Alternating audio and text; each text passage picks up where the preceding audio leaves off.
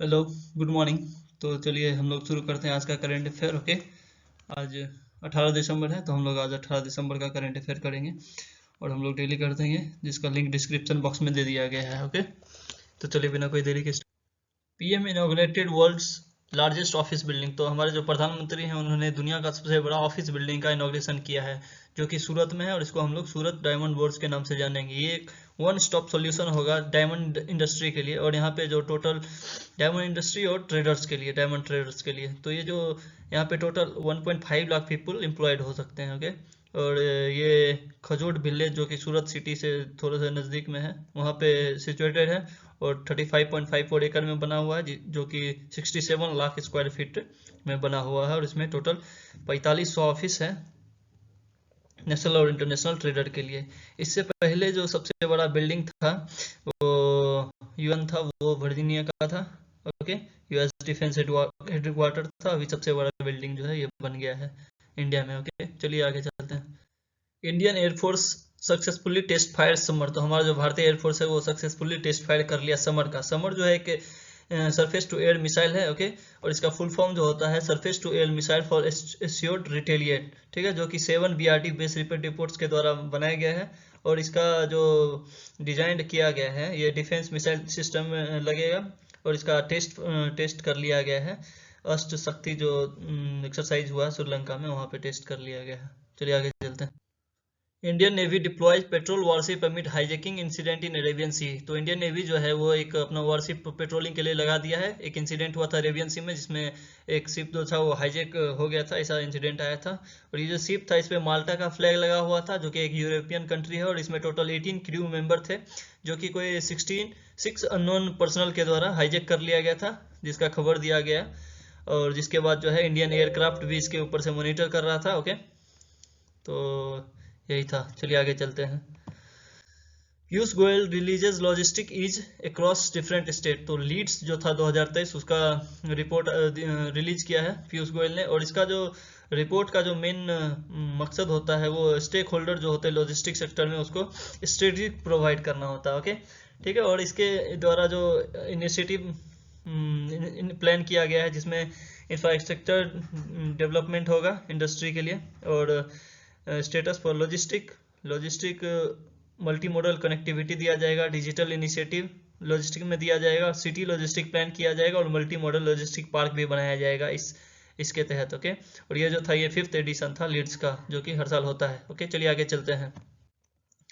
और ये देखिए, इसमें हम देख सकते हैं रिपोर्ट लीड्स का के कोस्टल ग्रुप में अचीवर्स में आंध्र प्रदेश जो है वो टॉप पे था, उसके बाद गुजरात, फिर कर्नाटका, फिर तमिलनाडु, और लैंडलॉक्ड ग्रुप में जो अचीवर्स में था वो हरियाणा। ओके, उसके बाद पंजाब, और इसमें कोस्टल ग्रुप में फास्ट मूवर में केरला और महाराष्ट्र, ठीक है, और लैंडलॉक में फास्ट मूवर में मध्य प्रदेश है। ओके, और स्पाइड्स में बिहार भी है। इसके अलावा और भी है रिपोर्ट है जो कि आप देख सकते हैं। ओके, चलिए आगे चलते हैं।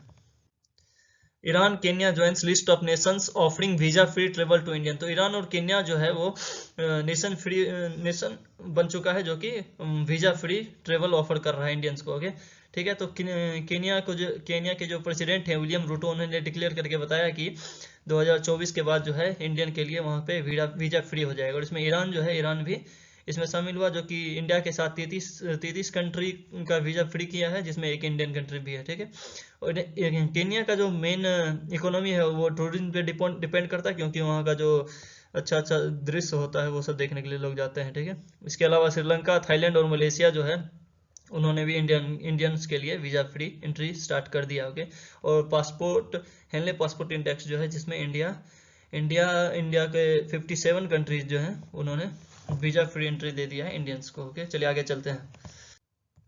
DRDO successfully conducts trial of India made high speed UAV.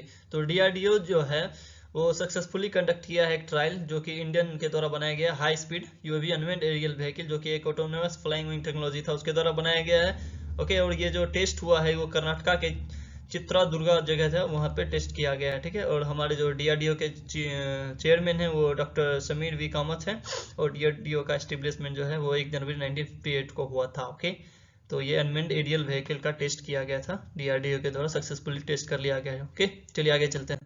Kotak Mahindra Bank and IIT Kanpur collaborates to establish the Kotak School of Sustainability. तो कोटक महिंद्रा और आईआईटी कानपुर जो है वो एक कोलैबोरेशन किया है जिसमें वो एक स्कूल ऑफ सस्टेनेबिलिटी का एस्टेब्लिशमेंट करेंगे। ठीक है, IIT Kanpur for founding it goal for achieving. तो इनका जो मेन मकसद होगा जो हमारा सस्टेनेबल गोल है वो उसको अचीव करना है। ओके, ठीक है। और इसमें जो इसका टोटल कॉस्ट होगा 200 करोड़ का कॉस्ट इसमें लगेगा। और यहाँ पे हम लोग देख सकते हैं हमारा जो टोटल 17 सस्टेनेबल गोल है। ठीक है, ओके, चलिए आगे चलते हैं।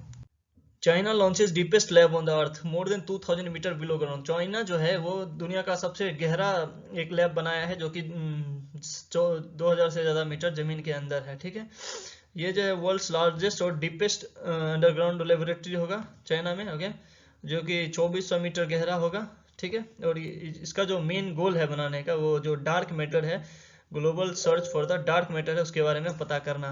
ओके, चलिए आगे चलते हैं। World wrestling names Antim Panghal women's rising star of the year 2023। तो वर्ल्ड रेसलिंग जो है वो 2023 के लिए जो अंतिम पंघाल्स हैं उनका नाम दिया है rising star of the year.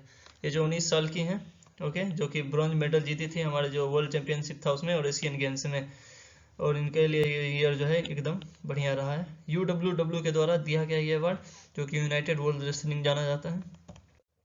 देख सकते हैं हम अंतिम पंघाल का 2023 में ये सीनियर वर्ल्ड चैंपियनशिप में इन्होंने ब्रॉन्ज मेडल जीता था। ओके, और अंडर 20 वर्ल्ड चैंपियनशिप में इन्होंने गोल्ड मेडल जीता है और एशियन चैंपियनशिप में इन्होंने सिल्वर मेडल जीता है और एशियन गेम्स में इन्होंने ब्रॉन्ज मेडल जीता है। तो इनके लिए 2023 जो है बहुत अच्छा रहा। ओके, चलिए आगे चलते हैं।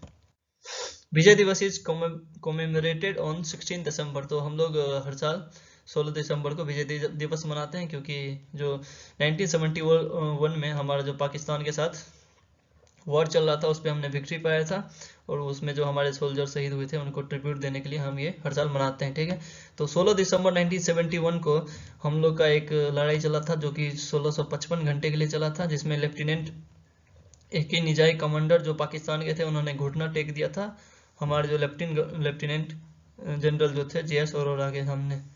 ओके, तो इसके लिए हम लोग ये जो है ढाका में हुआ था, तो इसी के लिए हम लोग मनाते हैं विजय दिवस हर साल 16 दिसंबर को। ओके, तो आज के लिए बस इतना ही।